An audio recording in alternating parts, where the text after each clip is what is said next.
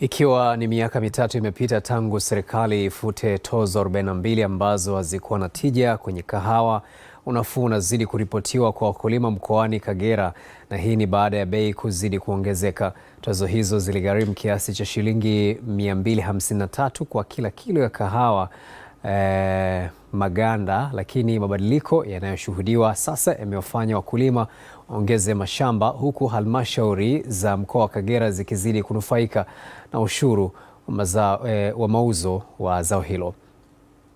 Katika mkutano wa wadau wa kahawa uliofanyika wilayani Karagwe Machi 29 mwaka 2022, uliongozwa na aliyekuwa waziri mkuu kipindi hicho Kassim Majaliwa, ambaye kwa sasa ni waziri mkuu mstaafu, alitangaza kufutwa kwa tozo 42 kati ya 47 zilizokuwa zikikatwa kwa kila kilo ya kahawa.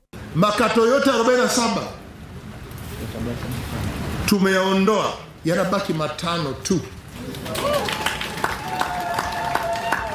Baada ya hatua hiyo, bei ya kahawa iliongezeka kutoka shilingi 1200 mpaka shilingi 1650, na serikali ikaweka bei elekezi ya shilingi 1700 kwa kilo na kuruhusu mfumo mpya wa kuuza kahawa kupitia mnada, hali iliyopelekea mpaka msimu wa 2022-2023 unamalizika bei ya wastani ilikuwa ni shilingi 2200. Baada ya kuendesha minada sasa na kuondoa soko hozi la vyama vikuu vya ushirika na kuwezesha ushindani wa wazi, mpaka sasa hivi ninaongea ni takribani wanunuzi kama 42 wamekuwa wakishiriki katika minada hii ambayo imewezesha upatikanaji wa bei nzuri sana ya kahawa sokoni. Mabadiliko hayo yameleta hamasa kubwa.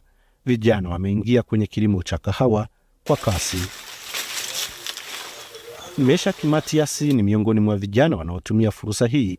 Amepanda miche zaidi ya 12,000 akitarajia kuvuna kilo 10 kwa kila mche baada ya miaka mitatu.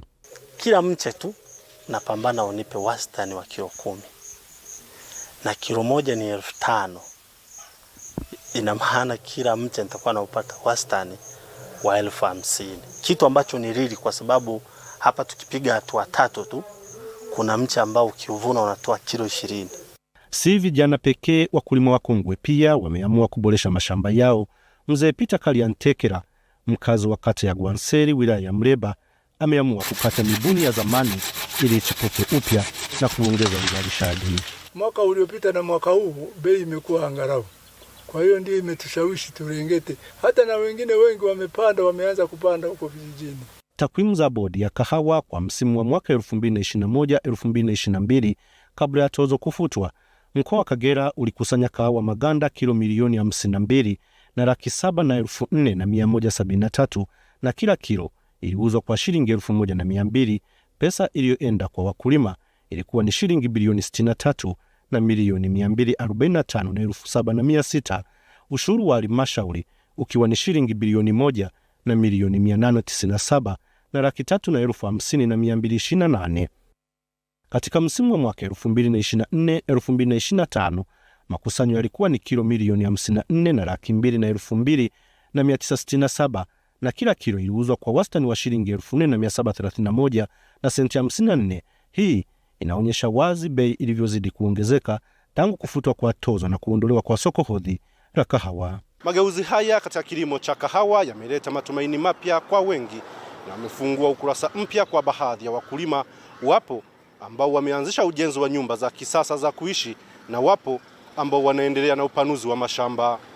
Benson Eustace, Habari Weekend, Bukoba, Kagera.